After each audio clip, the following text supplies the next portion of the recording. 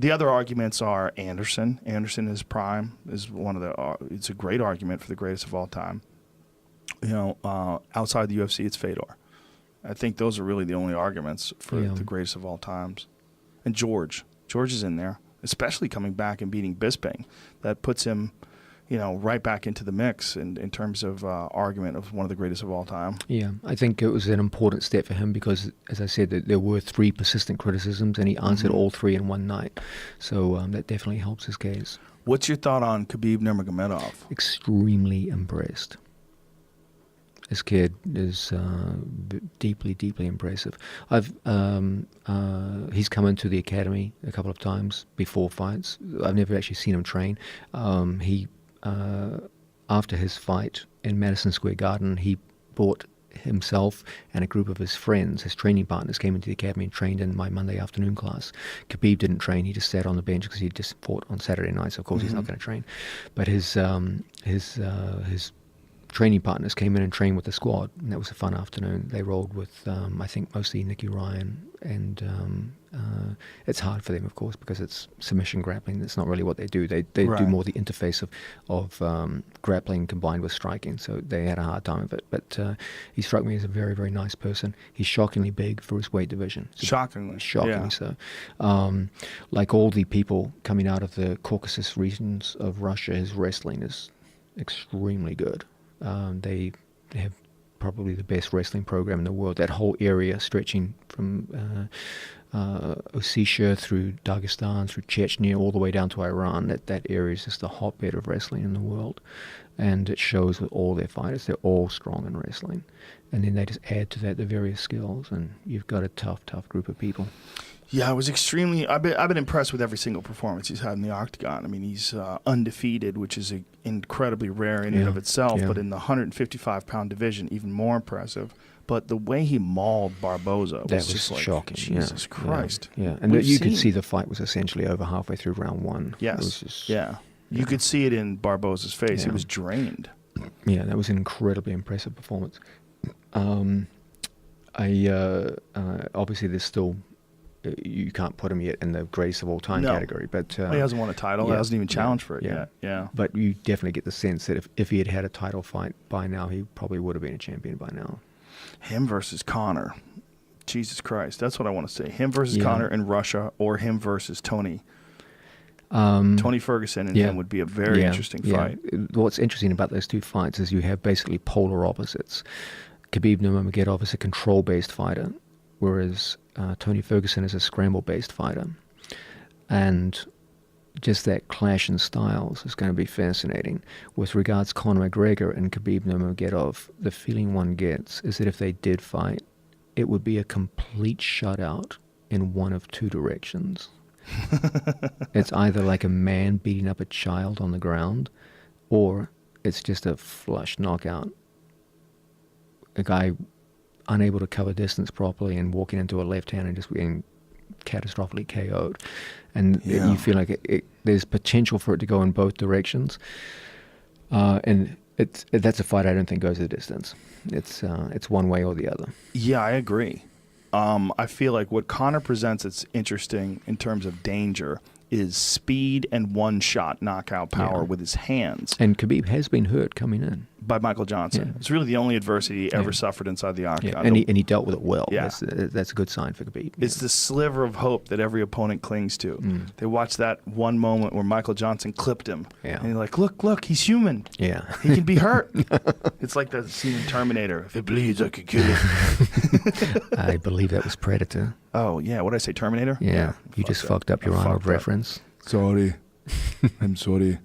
Yeah, I did fuck it up. But I think that Conor has been overwhelmed on the ground, though. Yes. And he's been overwhelmed by Nate Diaz. Yeah.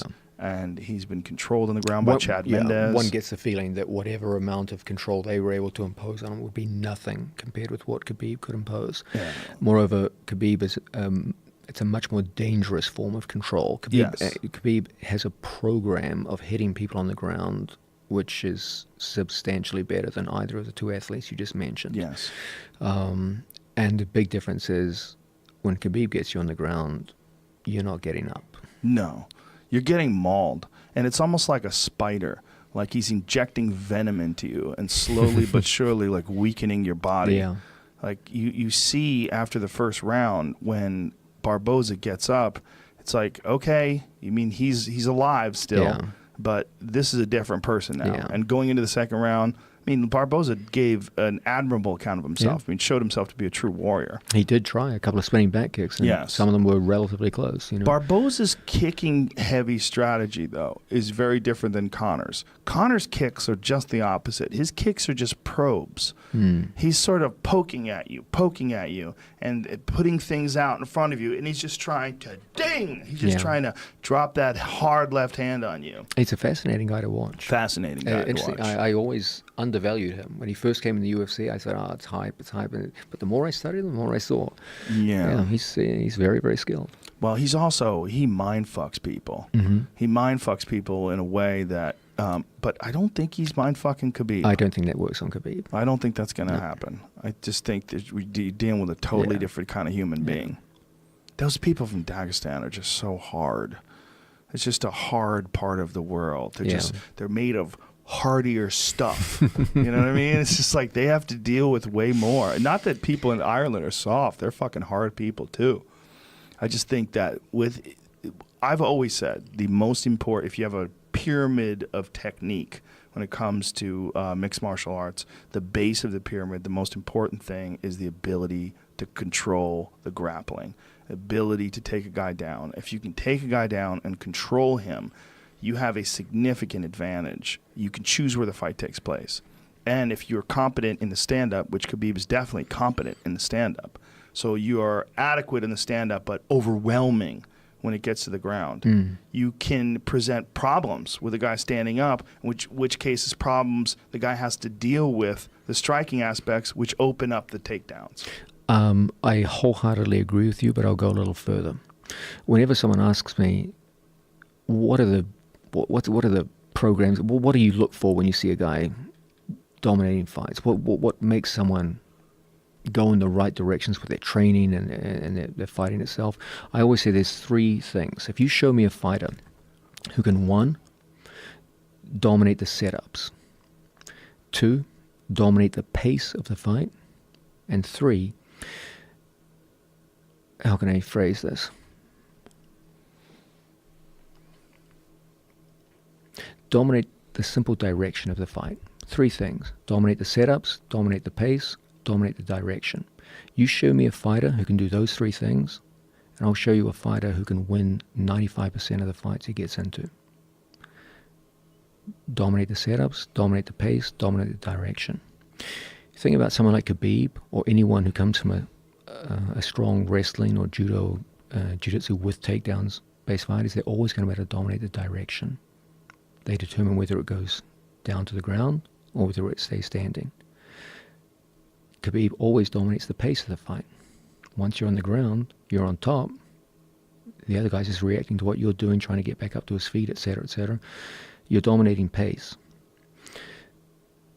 If there's one weakness that Khabib has, is he's not as strong at dominating the setups to get to those areas where he can dominate pace and etc., etc. If he's going to lose a fight, it's going to be in that area. And Conor, more than anything else, is a guy who dominates the setups. You said it before. The kicks are probes. They're not kicks. He's not trying to hurt you with the kicks. He's probing. He hurts you with this. Yeah. Okay? So Conor's skill is he's a master of dominating setups, especially in the standing position. But Khabib's mastery out of those 3 critical areas for domination in all forms of fighting is he's incredibly dominant in determining the direction of the fight and the pace of the fight. That's why he never gets tired in his fights. He's got a very high work rate, but he never gets tired. You never see him just completely shattered, despite the fact he's working hard the whole time. And despite the fact that he significantly weakens himself to make 155 pounds, which apparently he's done far better now. He had a real nutritionist heading into this camp, and it was much easier for him to cut the weight. I'd be fascinated to see him fight at 170. Well, that's a plan. Yeah. Apparently, that was a plan, and Woodley was joking around about it, saying he'll send him nutritionists. He'll say, keep his psycho ass down at 155 was his exact. That's funny. Was his exact quote. Yeah.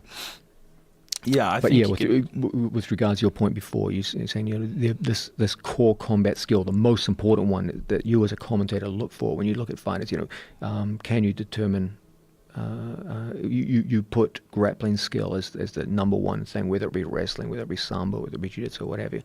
I would go further and say, yeah, there's three things that I look for: who dominates the setups, who dominates the pace, who dominates the direction. Now, what are your thoughts about strength and conditioning for mixed martial arts fighters? That's a huge question. But the question is, like, what takes precedent? Does skill training take precedent? Like, there's several schools of thought, and one of them would be, well, one of the more interesting ones is Nick Kursan and Marvin Marinovich, that camp. They believe that you already know how to fight, and that what the camp really should be about is just radical strength and conditioning to the point where... That's a mixed question there. Okay. Are you talking about a fight camp? Or are you talking about fight training over the year? There's a big difference. Let's talk about a fight camp in specific. Okay. Average fight camp is around 6 to 8 weeks, and the longest you ever heard is like a 10 to 12 weeks. That's a very, very long fight camp. How much physiological change can you affect in the body in 6 to 8 weeks?